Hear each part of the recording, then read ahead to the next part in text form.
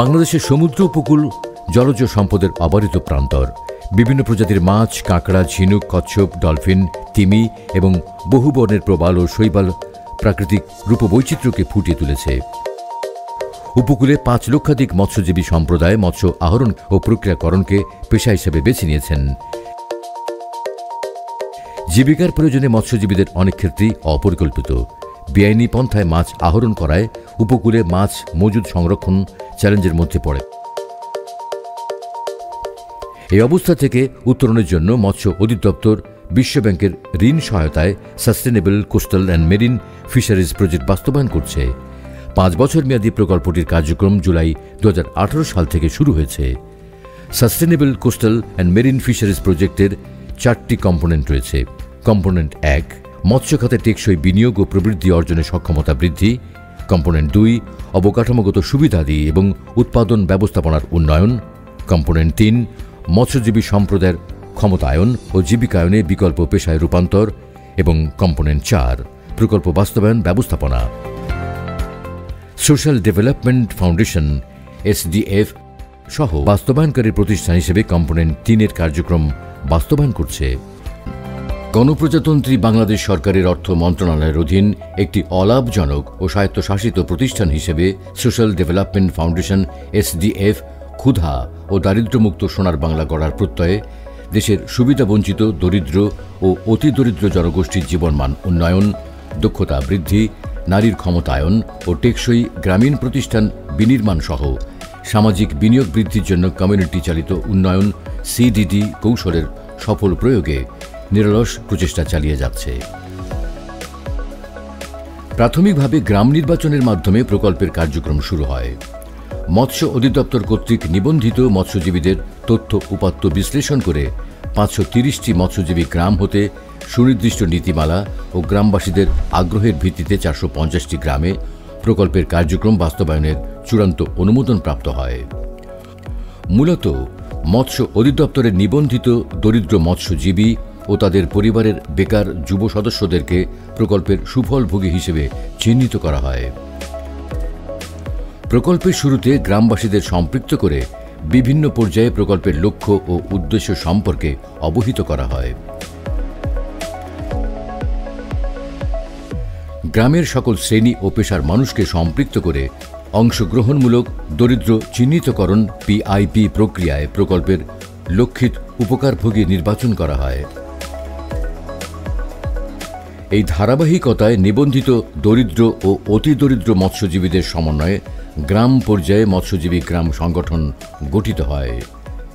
গ্রাম সংগঠনকে সঠিকভাবে সহায়তা করার জন্য মৎস্যজীবী গ্রাম সমিতি, উপপ্রকল্প কমিটি, অর্থ কমিটি, ক্রয় কমিটি, মৎস্যজীবী ভিলেজ ক্রেডিট অর্গানাইজেশন, সঞ্চয় কমিটি, সোশ্যাল অডিট কমিটি, মৎস্যজীবী কো-ম্যানেজমেন্ট কমিটি গঠন করা হয়।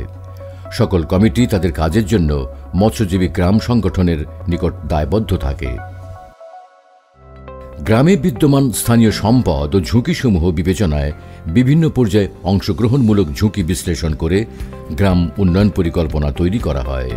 গ্রাম উন্নয়ন পরিকল্পনার উপর ভিত্তি করে গ্রাম সংগঠন কর্তৃক সংগঠন উন্নয়ন তহবিল, স্বাবলম্বী তহবিল এবং কমিউনিটি অবকাঠামো সহায়তা তহবিলের প্রাপ্যতা সাপেক্ষে আর্থিক বরাদ্দ প্রস্তাবনা তৈরি করা হয়। এই রাস্তাটা হলো আমাদের জেলে পরিবারের রাস্তা। এই রাস্তা দিয়ে আমরা প্রায় 2 হইতে 2,500 লোক চলাফেরা করি। আমাদের সমিতির মাধ্যমে এই রাস্তাটা যদি আমরা করতে পারি আমাদের অনেক সুবিধা হবে, অনেক ভালো হবে।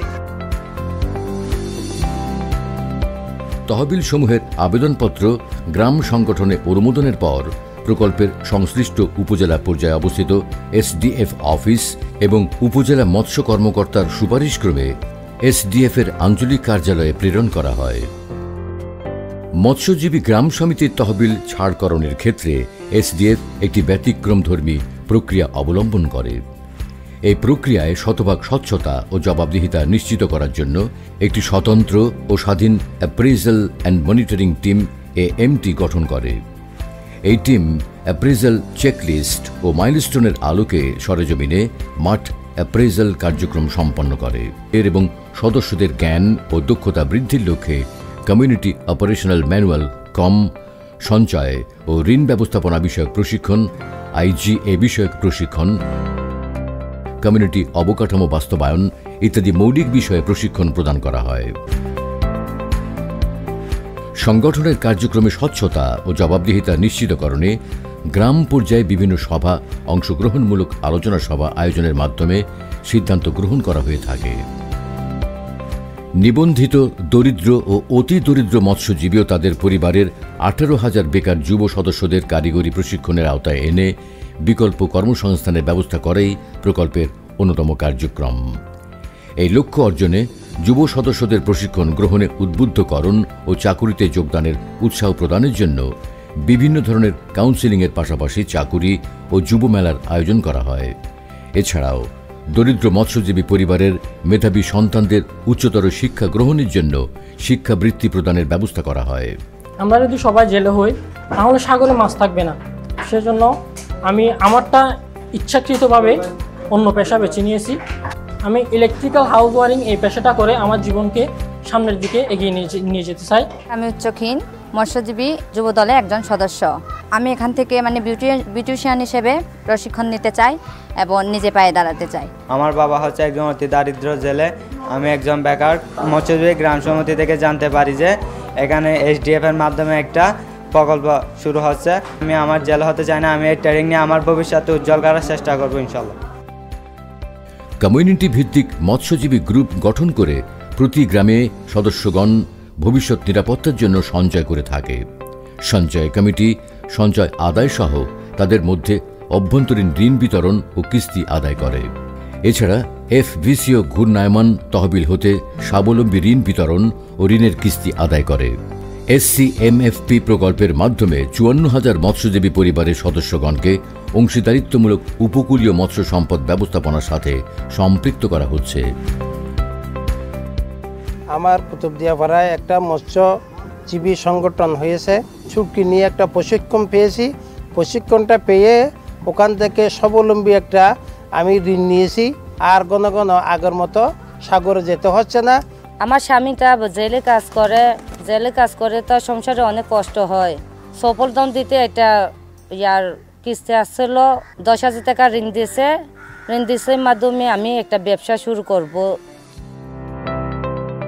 প্রকল্পের দ্বিতীয় ধাপে মৎস্যজীবী আদর্শ গ্রামগুলোতে প্রডিউসার গ্রুপ বা উৎপাদক দল তৈরি করে তাদেরকে সমবায় অধিদপ্তর কর্তৃক নিবন্ধিত করা হবে।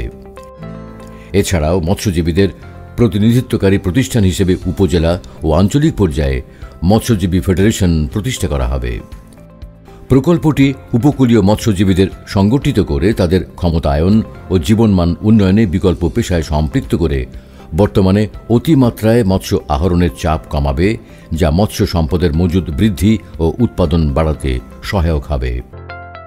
এ সকল কার্যক্রম সঠিকভাবে বাস্তবায়ন সম্পন্ন হলে দেশের সম্ভাবনাময় সুনীল অর্থনীতি গতিশীল হবে, যা জাতীয় অর্থনীতিতে গুরুত্বপূর্ণ অবদান রাখবে।